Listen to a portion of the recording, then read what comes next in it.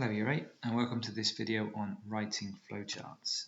Your lesson objective today is to deepen your understanding of flowcharts by writing 1, 2 or 3 flowcharts for different systems and identify if they are manual, semi-automatic or automatic systems. You may need to go back through your notes from previous lessons. Now you're going to have a choice. You can do the moisture sensor, which you should have done in Year 7, an alarm clock, which I imagine you're familiar with, or there's a real challenge if you want to do a burglar alarm system. So you can choose. You're writing a flowchart for either one of these, or perhaps all 3, or maybe 2, it's up to you. Just to recap on what a flowchart is, it's just a logical and orderly way of writing down how a system works. They're laid out in a clear manner from top to bottom or left to right. Please use a ruler and pencil, make it neat. And then finally, there are specific shape boxes that have different meanings.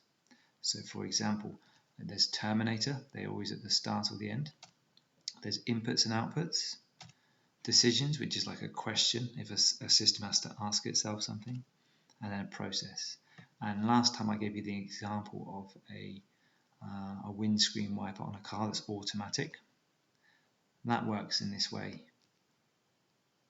So there's a detector in the windscreen and it is detecting for moisture. The system asks itself the question, is it wet? And then there's 2 options, yes or no. So if the answer is no, the windscreen wiper doesn't do anything, it stays off.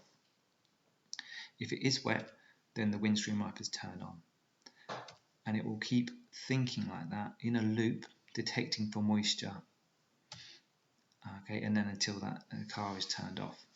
Now if I were to write that out using the correct box shapes, it would look something like this. So there's a system diagram or a flowchart for automatic windscreen wipers.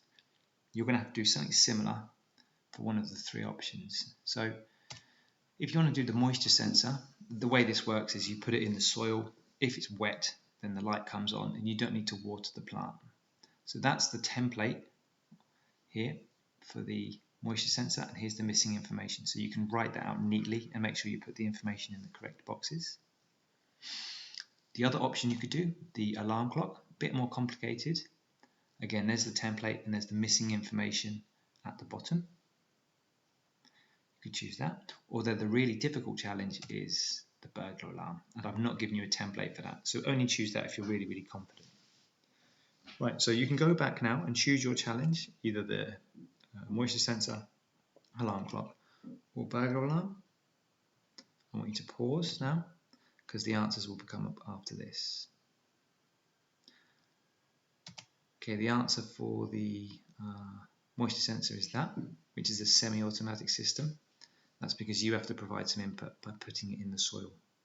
If you've made any mistakes, go back and correct it. The answers for the alarm clock is this. Again, pause it if you need to. That is also semi-automatic because you have to provide some input by pressing snooze, for example. And then finally, the alarm clock, it will look something like this. And so the alarm clock, the alarm system for a house looks something like this. Yours might be different. Okay, if you have any questions, please contact me.